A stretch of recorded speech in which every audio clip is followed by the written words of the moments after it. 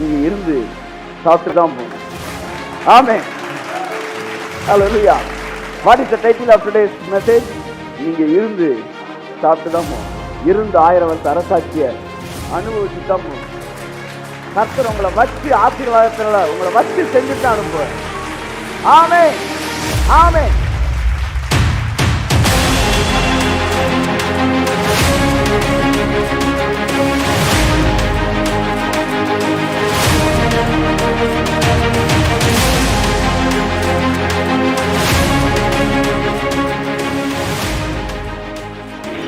இந்த வருஷம் முடியும் போது உங்க வாழ்க்கையில மிகவும் திரளாய் உங்களை வர்த்திக்க பண்ணுகிற கர்த்தர் உங்களை வர்த்திக்க பண்ணிருப்பார். வர்த்திக்க பண்ணிருப்பார். கையை தட்டி இருந்து தேவன் செய்கிற விருந்து எல்லாவற்றையும் நீங்கள் அனுபவிக்க அன்பு நினைக்கிறேன். உங்க கண்ணு பார்க்கணும். மீதியால கர்த்தருடைய சத்தம் கேட்கறது உங்க காது கேட்கணும்.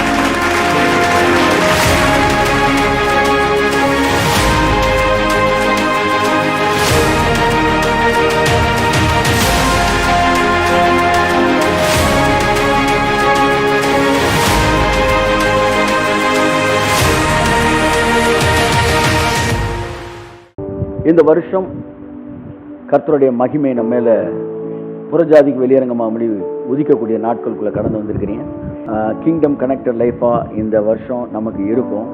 கவனன் கனெக்டட் லைஃபா இந்த வருஷம் இருக்கும். உன்னதமானவரின் மறைவில் இருக்கிறவன் சர்வ வல்லவருடைய நிழலில் தங்குவான். அவர் தம்முடைய சிறகுகளாலே உன்னை மூடுவார். உன்னதமானவருடைய மறைவுனா என்ன? சர்வ வல்லவரோட நிழல்னா என்ன? சிறகுகள்னா என்ன? அதாவது ஷெல்டர் ஆஃப் தி மோஸ்ட் ஹைனா என்ன? ஷேடோ ஆஃப் தி ஆல்மைட்டினா என்ன? I will cover with my feathers. ஃபெதர்ஸ்னா என்ன அப்படின்னு பார்த்தேன். ஃபெதர்ஸ்ன்றது வேற, ஷேடோன்றது வேற, ஷெல்டர்ன்றது வேற. ஷெல்டர் என்பது it's Christ connected life. Shadow அப்படின்றது it is under the protection of the almighty God. Feathers cover over you, covering over you with feathers என்றது the presence of the Holy Spirit. இந்த 3:91 இருக்கு. நீரே என் அடைக்கலம்னா you are my refuge, refugee அப்படின்னா அகதி அப்படின்னு அர்த்தம். அடைக்கலமா வந்திருக்கேன்னு அர்த்தம். அது ஒரு ஆசீர்வாதமா சாபமானா? அது ஒரு ஆசீர்வாதம். ஏன் ஆசீர்வாதம்? ரெஃப்யூஜி அப்படி ரெஃப்யூஜஸ் கேம்ப்பு. ரெஃப்யூஜி அப்படின்னா அவனுக்கு எல்லாமே ஃப்ரீன்னு அர்த்தம். கை தட்டுங்க உதவருக்கு. ஆமென். இந்த காலம் the transformation of the earth, இந்த யுகம், அதை நீங்க மறந்துடவே கூடாது. 3ஆம் கட்ட வெற்றிக்கு நேராயம் கடந்து வந்திருக்கிறோம். ஒரு குறிப்பிட்ட காலத்தில் தேவன் ஆவியை வென்றெடுப்பதிலே மிக முக்கிய நோக்கமாக இருந்தார். அன்றைக்கு தான் இயேசு கிறிஸ்துவை நம் சொந்த இரட்சகராக ஏற்றுக்கொண்டோம். அப்ப ஆவியில இயேசு ஏற்றுக்கொண்டனால ரட்சிப்பு நமக்குள்ள கடந்து வந்துச்சு. ரட்சிப்பு வந்த உடனே நம்ம எல்லாருக்கும் ஒரு உறுதி வந்துருச்சு. என்னன்னா பரலோகத்துக்கு போவோம். ஆமென் சொல்லுங்க. அப்ப ப்ரீச்சிங் ஃபுல்லா என்னவா இருந்துச்சு? நீ 2 கையோட நரகத்துக்கு போறதை விட 1 கையோட நீ பரலோகத்துக்கு வந்துரு. இந்த உலகத்துல நீ வறுமையான வாழ்க்கை வாழ்ந்தா கூட பரவாயில்ல, பரலோகத்துல வந்துரு அப்படின்னு சொல்லி பெந்தேகோஸ்தே அந்த வெளிச்சத்திலே அந்த நாட்கள்ல ரட்சிப்பின் சுவிசேஷம் உலகத்துல பிரசங்கிக்கப்பட்டது. அது the transformation of the spirit. அவங்களுக்கு சோல் டிரான்ஸ்ஃபர்மேஷன் அப்ப சொல்லி தரப்படல. ஸ்பிரிட்ல டிரான்ஸ்ஃபார்ம் ஆனதான் பேசினாங்க. அன்னைக்கு தான் அந்த காலத்துல மிஷினரிமார்கள் அநேகர் வியாதிகளில் மரித்திருக்கிறார்கள். தொப்பியிலே கூழ் வாங்கி குடித்திருக்கிறார்கள். அவர்களுக்கு ப்ராஸ்பெரிட்டிக்கான வெளிச்சம் இல்லை. அவங்களுக்கு ஆரோக்கியத்துக்கான வெளிச்சம் இல்லை. அவர்களுக்கு என்ன வெளிச்சம் இருந்ததோ அந்த வெளிச்சத்திலே சிறப்பாக இருந்தார்கள். they were living as a generals of God. ஆனால் அதற்கு பிறகு இந்த டிரான்ஸ்ஃபர்மேஷன் ஆவியிலிருந்து ஆத்மாக்குள்ள வர ஆரம்பிச்சிச்சு. கையை தட்டுங்க. Oh, thank you, Holy Spirit. Then the soul started being transformed. அடுத்து சோல் மாற்றமடைய ஆரம்பிச்சிச்சு. அப்பதான் கேரக்டர் மோல்டிங்ஸ் அப்படின்ற ஏரியா மனுஷன் வரான். அப்பதான் பிலீஃப் சிஸ்டம் வரான். ஏன்னா பிலீஃப் எப்பவுமே சோல்ல தான் வரும், ஸ்பிரிட்ல வராது. உன் இருதயத்தில் விசுவாசித்து உன் வாயிலே அறிக்கை பண்ணுவாயானால், அப்ப விசுவாசம் ஆவியில வரல, இருதயத்துல வருது. அடுத்துதான் சோலை டிரான்ஸ்ஃபார்ம் பண்ண கர்த்தர் முடிவு எடுத்தாரு. அப்பதான் ஃபெய்த் டீச்சர்ஸ் கடந்து வராங்க. They preached prosperity. They preached divine healings.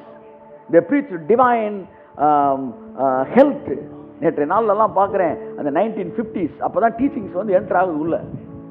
54ல் voice of healing அவங்க நடத்த ஒரு மேகசின் எடுத்து வாசிச்சுக்கிட்டு இருக்கிறேன். 54 அவங்க போட்ட மேகசின். வாசிக்கிட்டு இருக்கும்போது அதில் சாட்சியில் எழுதியிருக்கிறாங்க, ஐயா நான் வந்து ஒரு வீடு வாங்கிட்டேன், ஐயா ஒரு வாரமாக அந்த தலைவலி எனக்கு சுகமாச்சியா, அப்படியே சாட்சி படுத்து நான் சாட்சி எழுதுறதை விட்டுட்டேன். ஆனால் அவங்க சாட்சியை படித்தா ஒரு அம்மா சொல்ல 555 பவுண்டு உடம்பு வெயிட் இருந்த ஒரு அம்மா ஒரு மீட்டிங்கில் ஒரே ஜபத்தில் 120 பவுண்டா குறைஞ்சிருச்சு. அது போட்டிருக்காங்க. என்ன பாருங்க சார், என்ன பாருங்க சார், ஒருத்தனுக்கு கண்ணே இல்லை, அந்த கண்ணே உருவாயிருக்கு. ஒரு அம்மா இருதயம் வீங்கி இருந்து சரியாயிருக்கு. அப்பவே சர்க்கரை வியாதி, இட்ஸ் அ கிரானிக் டிசீஸ். அப்பெல்லாம் சர்க்கரை வியாதிக்கு மருந்தே கிடையாது, காலையை எடுத்துருவாங்க, சுகமா இருந்திருக்கு. சர்க்கரை அளவு தொடர்ந்து செக் பண்ணப்ப சரியா இருந்திருக்கு. இதெல்லாம் மிகப்பெரிய அளவுல வந்து ஒரு ஒரு ஒரு பிளாஸ்ட் ஆச்சு. நண்புக்குரியவர்களே, அடுத்து சோல்ல இருந்த டிரான்ஸ்ஃபர்மேஷன் பாடிக்கு வர ஆரம்பிச்சிச்சு. ஆமென் சொல்லுங்க. பாடி அந்த டிரான்ஸ்ஃபர்மேஷன் டிராவல் பண்ணுது. பாடிக்கு வரும்போது தான் பாருங்க, ஆபிரகாம் ஈசாக்கு வந்து யாக்கோபுக்கு வருது. யாக்கோபுட்டு வரும்போது தான் பாடி டிரான்ஸ்ஃபர்மேஷன் நடக்குது. தொடை சிந்த நன்மை தொடுறாரு. யாக்கோபு இஸ்ரவேலா மாறுறான். அவனுக்குள்ள இருந்து 12 கோத்திரங்கள் பிறக்குது. 2 பேர்ட்ட அன்சீனா இருந்துச்சு ப்ராமிஸ், யாக்கோபுட்ட விசிபிளா மாறுச்சு. கைத்தட்டுங்க ஒரு ஆமென். அப்ப ஃபெய்த் டீச்சர்ஸ் வந்தப்ப சோல் டிரான்ஸ்ஃபர்மேஷன் ஆச்சு. பிலீவ் பண்ண ஆரம்பிச்சான் மனுஷன், வந்து பிலீவ் பண்ண ஆரம்பிச்சான். ஃபெய்த் டீச்சர்ஸ் வரும்போது தான் வந்து அவன் இருதயத்தில் பல விஷயங்கள் நடக்க ஆரம்பிச்சு. தேவனை குறித்த பெரிய படங்கள் வர ஆரம்பிச்சிச்சு. இருதயம் விசாலமாக ஆரம்பிச்சு. அதற்கு பிறகு கிரேஸ் பிரீச்சர்ஸ் வந்தாங்க. கைத்தட்டுங்க உதவுறது. கிரேஸ் பிரீச்சர்ஸ் வந்த உடனே தான் பாடி ஆவியான, அதாவது வந்து சரீர சம்பந்தமான டிரான்ஸ்ஃபர்மேஷன் பேச ஆரம்பிச்சாங்க. அதாவது இம்மார்டாலிட்டி, நியூ ஜெர்சி, இந்த நியூ ஜெர்சி கூட இம்மார்டாலிட்டி, இந்த மாதிரி விஷயங்கள் பேச ஆரம்பிக்கிறாங்க. பாருங்க, இப்போ வந்து பாடிக்கு வருது. அதாவது மேனிஃபெஸ்டேஷன் இது வரைக்கும் நடக்காதாலும் இனிமேல் நடக்கும். இந்த 3வது எல்லா காலத்துக்கும் ஒரு முடிவு இருக்கு. பாருங்க, ஒரு 7 காலங்கள் இருக்கிறது உலக தோற்றம் இது வரைக்கும். ஒவ்வொரு காலமும் முடிவடைகிறது. முதல் காலம் அதாவது அறியாமையின் காலம், அதாவது ஏஜ் ஆஃப் இன்னசென்ட். மனுஷனுக்கு நன்மை எதுவுமே தெரியாது, மனசாட்சின்னு ஒன்னே கிடையாது. அவன் ஸ்பிரிட்ல மட்டும்தான் லீட் ஆகிட்டு இருந்தான். என்றைக்கு பழத்தை சாப்பிட்டானோ அவன் கண்ணு திறந்துச்சு. கண்ணுன்றது கான்சியஸ், மனக்கண், மனசாட்சி திறந்துச்சு. மனசாட்சி திறந்த உடனே அதுக்கு முன்னாடி கர்த்தர் வந்து அவனுக்கு மனசாட்சிலாம் கிடையாது, கர்த்தர் சொல்றதுதான். நீ கடவுளோட ரொம்ப நெருங்கிட்டீங்கன்னா மனசாட்சி உங்களுக்கு இருக்காது. நீ மனசாட்சியே இருக்காதுன்னா மனசாட்சியே இல்லாத கொடூரன்றீங்களே, அப்படி கொடூரன் இல்லை, மனசாட்சியே இல்லாத ஜெனரஸ் பர்சனா மாறிடுவீங்க. அது எப்படி? ஒருத்தன் காசு கேட்பான், ஐயா பசிக்கிறியா, 100 ரூபா இந்த தாங்கயான்னு அழுவான். உன்னைக்கே அவன் ஏழையா வரியவனாக இருப்பான். டக்குன்னு பார்த்தோன்னே தெரியுமே, காசை வாங்கிட்டு போய் தண்ணியை போடுற மாதிரி தெரியுது அப்படின்னு தோணும். உங்கள் மனசாட்சி வேண்டான்னு சொல்லும். அப்போ கர்த்தர் சொல்லுவார், உன் கொடுத்த காசில் உனக்கு கொடுத்ததெல்லாம் ஒழுக்கமாக நீ செலவழிச்சிருக்கிறியா? நீ சினிமா பார்த்தது என் காசில் தானே, நீ ஊர் சுற்றுன என் காசில் தானே அப்படின்னு பேசின உடனே உங்கள் மனசாட்சியை மீறி வச்சுக்காப்பான்னு கொடுக்குறீங்க. அந்த நோட்டு மூலமாக அனாய்ட்டிக்கு போய் அவன் சரியாயிடுவான் இயேசு நாமத்தில். இதுதான் மனசாட்சியெல்லாம் தாண்டி இப்படி தான் வாழ்ந்துக்கிட்டு இருந்தான், நிர்வாணமாக இருந்தான். அவனுக்கு வந்து வெட்கம்ன்ற ஒரு விஷயமே இல்லை. ஏன்னா மகிமை அவனை மூடி இருந்துச்சு. மகிமைன்றது மனசாட்சி ஓப்பன் ஆன பிறகுதான் மனுஷன் வந்து மனசாட்சி படி பேச ஆரம்பிச்சான்.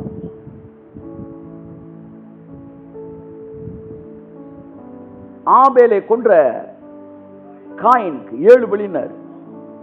அப்ப இன்னொருத்தன் சொல்றான், லாமேக்கு சொல்றான், நான் எனக்கு காயம் உண்டாக ஒருவனை கொலை செய்தேன், எனக்கு தழும் உண்டாக ஒருவனை கொன்றேன். காயினுக்கு 7 பலி, ஆனால் எனக்கு 77 பலின்றான். என்னடா நீ சொல்றதே எனக்கு புரியலையடா அப்படின்னா கீழே விளக்க வர என்னன்னா, அவன் என்ன சொல்றான், காயின் சும்மா இருந்தவனை கொண்டாயா, அவனுக்கே கர்த்தர் பாதுகாப்பு கொடுத்தாரு. நான் எனக்கு காயம் உண்டாக தான் ஒருத்தனை கொன்னேன், என்னை அடிக்க வந்தவன நான் கொண்டுட்டேன், எனக்கு வந்து தழும்புண்டாக தான் ஒருத்தனை கொலை செஞ்சேன், அதனால அவனுக்கே ப்ரொடெக்ஷன் தான், எனக்கு அதை விட ப்ரொடெக்ஷன் இருக்குன்றான். மனுஷன் மனசாட்சியின்படி வாழ ஆரம்பிச்சுட்டான். ஆனா காயினுடைய கேஸ் வேற, இவன் கேஸ் வேற. அப்ப மனிதனோட வாழ்க்கை வந்து மனசாட்சியிலேயே போயிட்டு இருந்துச்சு. அதுக்கப்புறம் தான் பிரமாணம் வருது. மனசாட்சியோட பிரமாணம் இன்னும் ஸ்ட்ராங்கா அவனுக்கு வேலை செய்ய ஆரம்பிச்சு. அப்ப பிரமாணத்தின் கீழே இருக்கிறான். பிரமாணத்துக்கு அப்புறம் இயேசு வராரு, பிரமாணத்தை முடிக்கிறார், கிருபை ஸ்டார்ட் ஆகுது. இதுதான் வந்து அப்படியே போயிட்டு இருக்கு. இந்த பிரமாணத்துக்கும் மனசாட்சிக்கு இடையில 2 காலங்கள் இருக்கு. ஒன்று வாக்குத்தத்த காலம், இன்னொன்று வந்து மனித ராஜ்யத்தின் காலம். இப்படி போயிட்டு இருக்கு. இப்ப எல்லா காலத்துக்கும் முடிவு இருக்கு. ஆனா கிரேஸுக்கு அப்புறம் 1000 வருஷ அரசாட்சி காலம். இப்ப எல்லாத்துக்கு இடையில ஒரு கோடு வருது இல்ல. இப்ப கிருபை காலம் முடிஞ்சிட்டு தானே 1000 வருஷ அரசாட்சி காலம் தொடங்கணும்.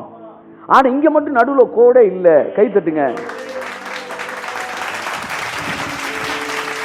ஏன் ஆண்டவரே கோடு இல்லை அப்படின்னா, எல்லா காலத்திலையும் டெத் இருந்துச்சுடா, அதனால கோடு இருந்துச்சு. இங்க டெத்தே இல்லைன்றனால அப்படியே நீ எங்க போற? கை தட்டு. 1000 வருஷ அரசாட்சிக்குள்ள போற. கிருபையின் காலம் முடிஞ்சு 1000 வருஷ அரசாட்சிலாம் வராது. கிருபையின் காலத்துல இருந்து அப்படியே 1000 வருஷ அரசாட்சிக்குள்ள வருவ. 1000 வருஷ அரசாட்சி தொடங்கிருச்சு. கை தட்டுங்க. தொடங்கிருச்சு அப்படின்னு யார வேணாலும் கூட்டு வாப்போ. 1000 வருஷ அரசாட்சினா எல்லாமே மாறி இருக்கணுமே ஆண்டவரே, எல்லாமே இதா இருக்கணுமே ஆண்டவரே. நான் கேட்கிறேன், முதலாக நியாயப்பிரமாண காலம் எங்க வந்துச்சு? சீனாய் மலையில வந்துச்சு. சீனாய் மலைக்கு வரும்போது உலகம் ஃபுல்லா நியாயப்பிரமாணங்கள் வந்துச்சுன்னு தெரிஞ்சிச்சா? தெரியல. எவனுக்கும் தெரியல. மோசேக்கு மட்டும் தெரிஞ்சிச்சு, வந்துருச்சுடா நியாயப்பிரமாணம், காலம் தொடங்கிருச்சுடான்னு. கீழே இறங்கின உடனே அடி விழுகுது. அது மேனிஃபெஸ்டேஷன். அடுத்த 45 லட்சம் பேருக்கு தெரிஞ்சிருச்சு நியாயப்பிரமாணம் வந்துருச்சுன்னு. உலகத்துல எவனுக்கும் 10 கட்டளையும் தெரியாது, 5 கட்டளையும் தெரியாது. அம்புட்டு காட்டு மிராண்டியா வாழ்ந்துகிட்டு இருக்காங்க. ஆனா இன்னைக்கு உலகம் ஃபுல்லா தெரியுது 10 கமாண்ட்மெண்ட்ஸ் அப்படின்றாங்க. அப்ப இது இன்னைக்கு வெளியே வருது. ஆனா என்னைக்கு உள்ள வந்துச்சு? அன்னைக்கே வந்துருச்சு. கிருபையின் காலத்தை இன்னைக்கு பேசுறீங்க, கிரேஸ் கிரேஸ்ன்றா. இன்னைக்கா கிரேஸ் வந்துச்சு? 2000 வருஷத்துக்கு முன்னாடி சிலுவையில இயேசு முடிந்ததுன்னு சொன்னப்பவே கிரேஸ் வந்துருச்சு. அப்ப கிரேஸ் வந்து 2000 வருஷம் கழிச்சு நீங்க ஃபீல் பண்றீங்க. அப்படித்தான் நீங்க நாளைக்கு வந்து 1000 வருஷ அரசாட்சி வரும்னு சொல்றீங்க. அது சத்தம் இல்லாம வந்துருச்சுன்றேன் நான். கை தட்டுங்க ஒரு அவருக்கு. ஆமென். வந்துருச்சு. ஒரு எப்பவுமே தேவனுடைய வல்லமை ஒரு குறிப்பிட்ட ஜனங்களுக்குள்ள இறங்கி அது வேலை பார்க்கும். வேலை பார்த்து எரெக்ட் ஆகி அப்புறம் தான் எஸ்டாப்ளிஷ் ஆகும். அப்படித்தான் இப்ப அது இறங்கி இருக்கு. யாரெல்லாம் அதை விசுவாசிக்கிறாங்களோ அவங்களுக்குள்ள அது வேலை செய்ய ஆரம்பித்து இருக்கிறது. கரங்களை கட்டி கத்தர் கண்டித்து. So if you are ready to believe, உங்களுக்குள்ள 1000 வருஷ அரசாட்சியோடைய அனுபவங்களை நீங்க அனுபவிக்க ஆரம்பிக்கலாம். One of the blessing of the 1000 years millennium இது வந்து என்னன்னா immortality. அப்ப என்ன அர்த்தம்? Already we have entered into that realm. அப்ப என்ன நடக்குது? ஸ்பிரிட்ல டிரான்ஸ்ஃபர்மேஷன், அடுத்து சோல்ல டிரான்ஸ்ஃபர்மேஷன், அடுத்து பாடியில டிரான்ஸ்ஃபர்மேஷன், அதோட முடியல அடுத்து லேண்ட்ல டிரான்ஸ்ஃபர்மேஷன். கை தட்டுங்க. ஆமென். இயேசு உன் ஆவிக்காய் ரத்தம் சிந்தினார், உன் ஆத்மாவுக்காய் ரத்தம் சிந்தினார், உன் சரீரத்துக்கு ரத்தம் சிந்தினார். அதோடு மட்டுமல்ல, இந்த நிலத்திற்காகவும் இந்த பூமியின் சாபத்திற்காகவும் தேவன் ரத்தம் சிந்தினார். So that is what the justice of the land. இந்த பூமிக்கு நியாய தீர்ப்பு செய்யற காலம் தான் இப்ப வந்திருக்கு. நியாய தீர்ப்புனாலே நம்ம கசடு மைண்டு அடி கொடுக்கறதுன்னு சொல்லிட்டு இருக்கு. நியாய தீர்ப்புனா அவனுக்கு செய்ய வேண்டிய நன்மையை செய்யறது. ஐயா எனக்கு நியாயம் இல்லையா அவன் போனப்ப உனக்கு நான் நியாய தீர்ப்பு செய்யறேன்னா ஜட்ஜ்மெண்ட் கிடையாது. அது விசாரிப்பது. தேவன் பூமியை விசாரிக்கிற தேவன். இன்னும் கொஞ்ச நாள்ல இந்த லேண்டு டிரான்ஸ்ஃபார்ம் ஆகிறத பார்ப்பீங்க.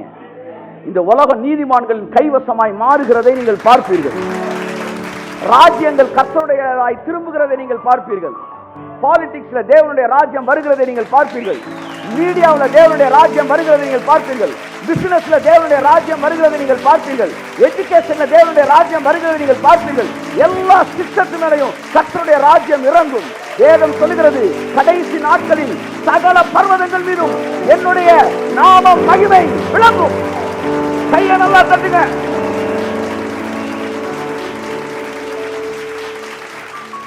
ஏறக்குறைய 15 வருடங்களுக்கு முன்பாக ஒரு நாள் ஜெபிச்சுக்கிட்டு கர்த்தர் சொல்றாரு, 15 years back, சகல பர்வதங்கள் மீதும் என் மகிமை விளங்கும்னாரு. இதுக்கு என்ன ஆண்டவரே அப்படின்னு கேட்டப்ப கர்த்தர் சொன்னாரு, இந்த பூமியில நிறைய பர்வதங்கள் இருக்கு. அப்பெல்லாம் கிரேஸே எனக்கு தெரியாது சார், இம்மார்டாலிட்டி தெரியாது சார், நியூ ஜெருசலேம் தெரியாது சார். நமக்கு தெரிஞ்சு இந்த உலகத்துல இந்தியாவிலே கிரேஸ் பேசுறதுக்கு வந்து எவனும் இல்லை சார். அந்த காலத்துல சொல்றாரு, சகல பர்வதங்கள் மீதும் என்னுடைய மகிமை விளங்கும்னாரு. என்ன ஆண்டவரே, what is the meaning of it? பர்வதம் என்றால் ஒவ்வொரு பர்வதமும் இன்னைக்கு பூமியை எது ஆளுயை செஞ்சுக்கிட்டு இருக்கோ அதுதான் பர்வதம். இன்னைக்கு பூமி எது ஆளுயை செஞ்சுக்கிட்டு இருக்கு? அரசியல் ஆளுயை செஞ்சுக்கிட்டு இருக்கு. டிவி பார்த்து உங்களுக்கு எதை காட்டுதோ அதான் நீங்க பாக்குறீங்க. டிவி பார்த்து எது உண்மைன்னு சொல்லுதோ அதான் நீங்க கேட்குறீங்க. 4 யுகங்கள் இருக்கிறது. ஒவ்வொரு யுகமா தாண்டி 4வது யுகம் கலியுகம். ஆனா 5வது யுகம் ஒன்று இருக்கு, அது சத்திய யுகம். ஆமென். கலியுகத்துல ஜனங்கள் மீடியா கையில இருக்கிறாங்க. சத்திய யுகத்துல மீடியா ஜனங்கள் கைக்கு வருது. கை தட்டு. ஆமென். இப்ப மீடியா நீ என்ன நம்பணும் தீர்மானிக்க முடியாது. அந்த காலம் மலையேறி போச்சு. ஆனா இப்ப மீடியா ஜனங்கள் கைக்கு வந்துருச்சு. இவனா Facebookல ஏத்துறான், இவனா யூடியூப்ல ஏத்துறான். உண்மை என்னன்ற இவனே எடுத்து என்ன செய்யறான், பேசுறான். சத்திய யுகத்துக்குள் கடந்து வந்திருக்கிறோம். நீ உண்மையின் வாயை யாரும் அடைக்க முடியாது. Media it's a powerful mountain. அடுத்து அரசியல். இது ரெண்டுக்கு வந்து பிசினஸ். அடுத்து எஜுகேஷன். இந்த எஜுகேஷன் உங்களுக்கு என்ன சொல்லி கொடுத்தாங்களோ அதைத்தான் நீங்க வந்து என்ன செய்றீங்க, நம்பிட்டு இருக்கிறீங்க. எஜுகேஷன் கையில் எடுக்கப்பட வேண்டும், பிசினஸ் கையில் எடுக்கப்பட வேண்டும், மீடியா கையில் எடுக்கப்பட வேண்டும். எது எல்லாம் உங்க கையில இருக்கணுமோ அது எல்லாம் இன்னைக்கு அவன் கையில இருக்கிறதால உங்ககிட்ட வந்து பிசாசு அதெல்லாம் தப்பு. கர்த்தர் அப்படி ஒரு வாழ்க்கை வாழ வைக்கல. இந்த பூமியை கேப்சர் பண்றதுதான் 4வது வெற்றி. இந்த பூமியை வந்து பொசஸ் பண்ணணும், லேண்டை பொசஸ் பண்ணணும். இந்த பூமி எப்படி இருக்கணும் தேவன் நினைச்சாரோ அப்படிப்பட்ட பூமியாய் மாற்றுவதற்கு உன்னை என்னை தேவன் திட்டமிட்டிருக்கிறார். பல விஷயங்களை ஆவியானவர் வருகிற நாட்களில் பேசுவார். அது சற்றும் நீங்கள் ஏற்றுக்கொள்ள முடியாதது போல இருக்கலாம். ஆனால் அவைகள் செய்துதான் ஆகப்பட வேண்டும். ஏனென்றால் இதற்கு முன்னாடி செய்யலே. இதுக்கு முன்னாடி ஆத்துமாவின் காலம், ஆவியின் காலம், சரீரத்தின் காலம். இப்பதான் லேண்டை பொசஸ் பண்ற இடத்துக்கு வந்திருக்காரு. Justice of the land. இந்த பூமிக்கு செய்ய வேண்டிய நியாய தீர்ப்பை கர்த்தர் நாட்களை செய்ய போகிறார். இதுவரை ஒருத்தர் நீதிமானதை வாழ முடியாதுல்ல. இன்னைக்கு சொல்றேன், எழுதிக்க. 1000 வருஷம் அரசாட்சியில் நீ துன்பானதான் வாழ முடியாது. கை தட்டுங்க. ஆமே. இந்த பூமி ஒருத்தனுக்கு மட்டும் அள்ளி அள்ளி கொடுக்குமா? யாருக்கு தெரியுமா? நீதிமானுக்கு. அவருடைய நாட்களிலே நீதிமான் செழித்திருப்பான். எது அவருடைய நாள்? இது அவருடைய நாள். இது அவருடைய நாள். நீ வருகிற நாட்கள்ல பொய் பேசுறவங்க லட்சாதிபதியா இருந்தா உண்மை பேசுறவங்க கோடீஸ்வரனா இருப்பாங்க. எழுதி வச்சுக்க, எழுதி வச்சுக்க. பொய் பேசுறவங்க லட்சாதிபதியா இருந்தா உண்மை பேசுறவன் கோடீஸ்வரனா இருப்பான். இனி சகல பர்வதங்கள் மீதும் கர்த்தருடைய மகிமை விளங்கும். 18 வருஷத்துக்கு முன்னாடி என்று சொல்றார் கர்த்தர். யார்கிட்ட போய் சொல்லுவேன், என்னத்த சொல்லுவேன்? சரி என்கிட்ட சொல்லு, உன்கிட்ட சொல்லு. எப்படி சொல்ல? சரி விட்டு, இல்லை உன்கிட்ட சொல்லாம யார்கிட்ட சொல்ல அப்படின்ற மாதிரி 15 வருஷத்துக்கு முன்னாடி மோதுது. ஆனா இன்றைய நாட்கள்ல பார்க்கும்போது அன்னைக்கு பேசினது கர்த்தர் தான். அதனாலதான் வந்து இவ்வளோ பேருக்கு அந்த ரெவலேஷனை கர்த்தர் கொடுத்திருக்கிறாருன்றத கன்ஃபார்ம் பண்ற. நறுமையான தேவனுடைய பிள்ளைகளே, இருந்து சொல்லுங்க, இருந்து இருந்து நீங்க சாப்பிட்டு தான் போகணும் அப்படின்னு வாங்கி பார்த்தீங்களா? சில வீட்டில் இருந்து சாப்பிட்டு தான் போகணும். சமைச்சிட்டீங்களா? சமைக்க. அப்புறம் என்ன கதையா சொல்லிட்டு இருக்கு? இல்ல, இருந்து நீங்க கடையில போய் சாப்பிட்டு தான் போடுட்டு. ஓ அப்படி கர்த்தர் உங்க எல்லாரையும் பார்த்து சொல்றாரு. as a representative of God உங்க எல்லாரையும் பார்த்து நான் சொல்றேன், நீங்க இருந்து சாப்பிட்டு தான் போகணும். ஆமென். ஹalleluya. What is the title of today's message?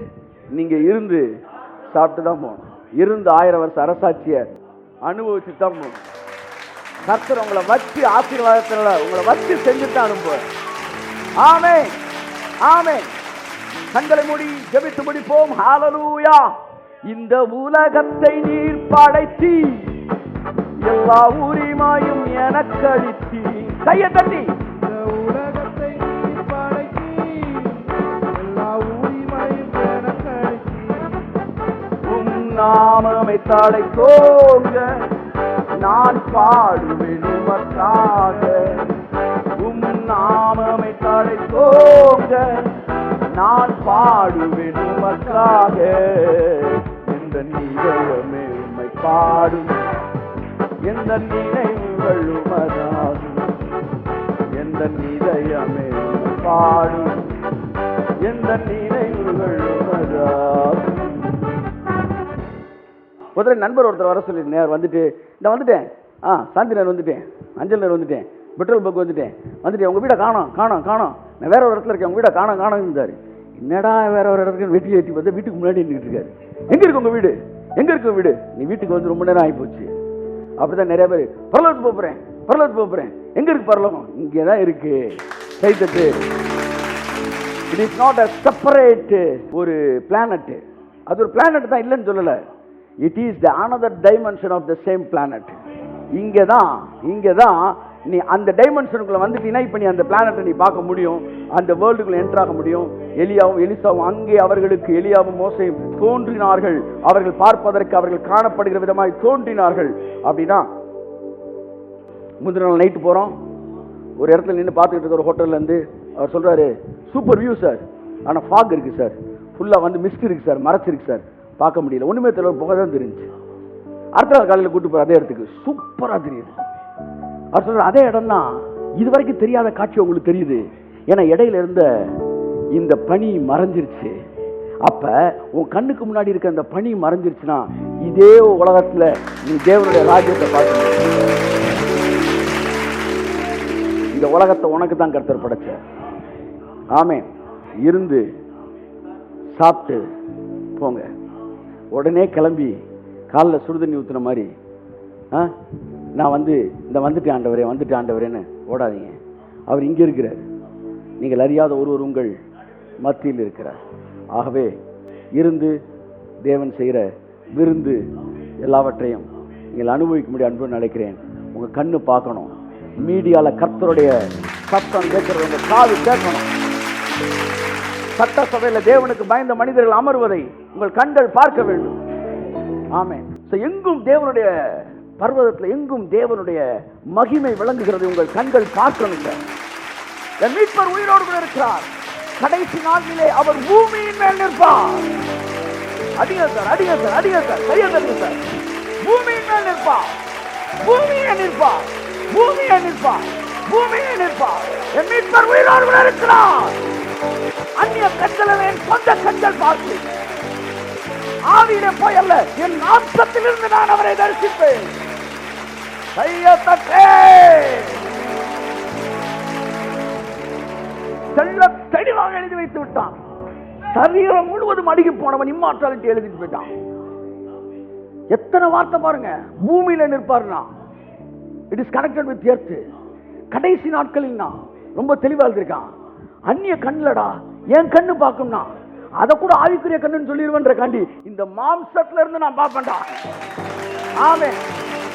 செத்து இல்ல, மாம்சத்துல இருந்து பார்ப்ப. நீ மாம்சத்துல இருந்து நீ பார்ப்ப, மாம்சத்துல இருந்து நீ பார்ப்ப. எல்லாம் சொல்லுங்க. இந்த மாம்சத்துல இருந்து கர்த்தர் இந்த பூமியின் மேல் நிற்கிறதை என் கண்கள் பார்க்கும். கையை தட்டி பிதாவே அவர்களை நான் ஆசீர்வதிக்கிறேன். ஜஸ்டிஸ் ஆஃப் த வேர்ல்டு, இந்த உலகத்தின் மேல, இந்த லேண்டுக்கு மேல இருக்க ஜஸ்டிஸை இன்னைக்கு ரிலீஸ் பண்ணிட்டு இருக்கீங்க. இந்த பூமி நீ நன்மையை விளைவிக்கும். இதுவரை முட்களை விளைவித்த இந்த பூமி இனி நன்மையானதை விளைவிக்கும். ஆசீர்வதிக்கிறேன். ராஜரிகத்தை பேசுகிறேன், ராஜ யோக்கியத்தை பேசுகிறேன். ரத்தம் தெளிக்கப்படட்டும் இயேசு கிறிஸ்து நாமத்தில் பிதாவே. ஆமென். God bless you. என் அன்புக்குரியவர்களே, கர்த்தர் உங்களை ஆசீர்வதிப்பார். இன்றைக்கு நான் ராஜ யோக்கியம் என்கிற தலைப்பிலே உங்களோடு பேச வந்தேன். பட் பல விஷயங்களை கர்த்தர் பேச வேண்டியிருந்தது. வருகிற நாட்களில் மற்ற விஷயங்களை பார்ப்போம். கர்த்தர் உங்களை ஆசீர்வதிப்பார். கண்ணை மூடி ஜெபம் பண்ணிடுவோமா? நல்ல பிதாவே, இந்த நாளிலும் கூட சகல பர்வதங்கள் மீதும் என்னுடைய மகிமை விளங்கும் என்கிற வார்த்தையின் காரியங்களை குறித்து இன்னைக்கு பார்த்தோம்.